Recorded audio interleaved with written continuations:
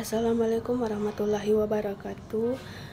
Terima kasih kepada Ibu Safuridar sebagai dosen pengampu saya di mata kuliah Workshop Ekonomi Publik. Baik, di sini ada dosen pembimbing satu saya, yaitu Ibu Safuridar SE MSI, dan dosen pembimbing 2 ada Bapak Miswar SE MSI. Baik, di sini saya akan mempresentasikan hasil tugas proposal saya yang berjudul Analisis Pengaruh Pengeluaran Pemerintah dan Pendapatan Asli Daerah PAD Investasi Terhadap Pertumbuhan Ekonomi di Sumatera Utara. Baik, di sini ada bab 1 saya, yaitu ada latar belakang. Pembangunan adalah usaha untuk menciptakan kesejahteraan rakyat dan kemakmuran rakyat. Oleh karena itu, hasil pembangunan harus dapat dinikmati oleh seluruh rakyat sebagai wujud peningkatan kesejahteraan lahir dan batin secara adil dan merata.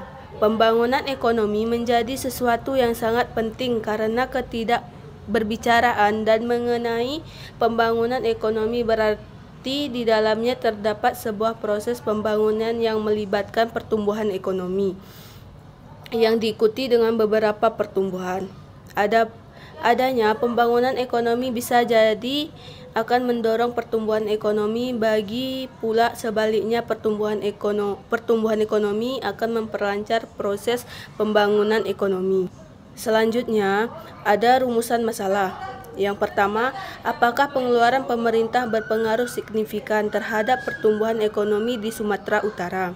Yang kedua, apakah pendapatan asli PAD berpengaruh signifikan terhadap pertumbuhan ekonomi di Sumatera Utara?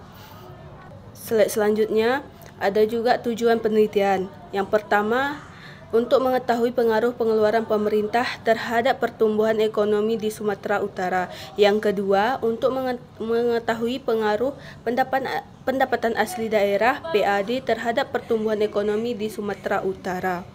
Selanjutnya ada manfaat penelitian. Manfaat akademis penelitian ini diharapkan akan dapat memberikan kontribusi dalam pengembangan ilmu pengetahuan, khususnya dalam bidang ekonomi pembangunan dan kebijakan publik, dengan memperkaya kajian mengenai pengaruh pengeluaran pemerintah dan PAD terhadap pertumbuhan ekonomi. Yang kedua, manfaat praktis. Hasil penelitian ini dapat menjadi masuk bagi penelitian daerah dan pusat dalam merumuskan kebijakan yang lebih efektif terkait pengeluaran pemerintah dan PAD terhadap perekonomian. Selanjutnya ada kerangka berpikir.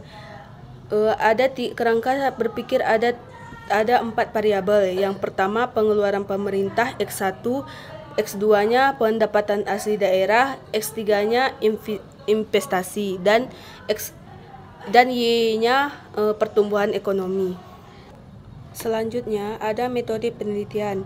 Metode penelitian di dalamnya ada ruang lingkup penelitian dan lokasi penelitian. Ruang lingkup penelitian dan lokasi penelitian, yaitu studi ini mengkaji dampak pendapatan asli daerah PAD dan pengeluaran pemerintah terhadap pembangunan ekonomi dalam rentang waktu 2014 sampai 2023.